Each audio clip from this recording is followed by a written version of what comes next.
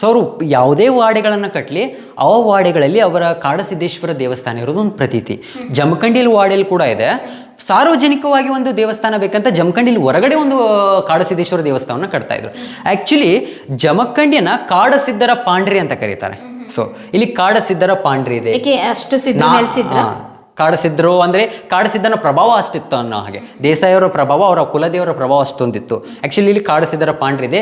ನಾ ಎಂದವರು ಯಾವುದೂ ಇಲ್ಲಿ ನಡೆಯೋದಿಲ್ಲ ಅನ್ನೋ ಒಂದು ಪ್ರತೀತಿ ಇದೆ ಆ್ಯಕ್ಚುಲಿ ಜಮಖಂಡಿಲಿ. ಈಗಲೂ ಕೂಡ ಜನಮನದ ಬಾಯಲ್ಲಿ ಈಗಲೂ ಕೂಡ ಇದೆ. ನಾ ಎನ್ನುವಂಥ ಯಾವ ವ್ಯಕ್ತಿಯ ಒಂದು ಮೇಲುಗೈ ನಡೆಯೋದಿಲ್ಲ ಅನ್ನೋದು. ನಂದು ಅನ್ನೋ ಮೆರೆದವರು ಯಾರು ಇನ್ನೂ ತನ ಉಳಿದಿಲ್ಲ.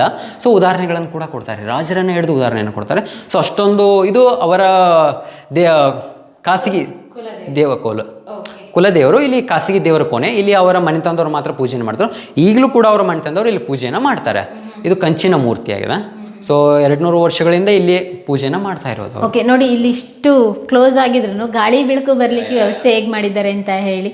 ಇಲ್ಲಿ ಮೇಲ್ಗಡೆ ಮತ್ತೆ ಅಲ್ಲಿ ನೋಡಿ ವಿಂಡೋ ಸಿಸ್ಟಮ್ ಡಿಫ್ರೆಂಟ್ ಆಗಿದೆ. ನಾವು ಇವಾಗ ಈ ರೀತಿಯಾಗಿ ಆಕ್ಚುಲಿ ವಾಡೆಗಳೆಲ್ಲ ಇದು ಒಂದು ವಿಶಿಷ್ಟ ರೀತಿ. ಈ ರೀತಿ ಮೇಲ್ಗೆ ಮಾಡುವಂಥದ್ದು, ಕೆಳಗಡೆ ಮಾಡುವಂಥ ಕೆಲವೊಂದು ಡೋಸ್ಗಳನ್ನ ನೋಡಿರ್ಬೇಕು ನೀವು ಎಲ್ಲ ವಾಡೆಗಳಲ್ಲಿ. ಮತ್ತೆ ಇದಂದ್ರೆ ಇವಾಗ ಜೀರ್ಣೋದ್ಧಾರ ಆಗಿರೋದು. ಆದ್ರೂ ಅದೇ ರೀತಿಯಾಗಿ ಮಾಡಿದ್ದಾರೆ. ಗೋಡೆ ಹಾಗೆ ಇದೆ, ಕಲ್ಲಿನ ಗೋಡೆ, ಅದ್ರ ಮೇಲೆ ಸಿಮೆಂಟ್ ಅನ್ನ ಮಾಡಿದ್ದಾರೆ. ಸೊ ಗೋಡೆ ಜೀರ್ಣೋದ್ಧಾರ, ಮಣ್ಣಿನ ಇದು ಅಲ್ವಾ ವಾಡೆ.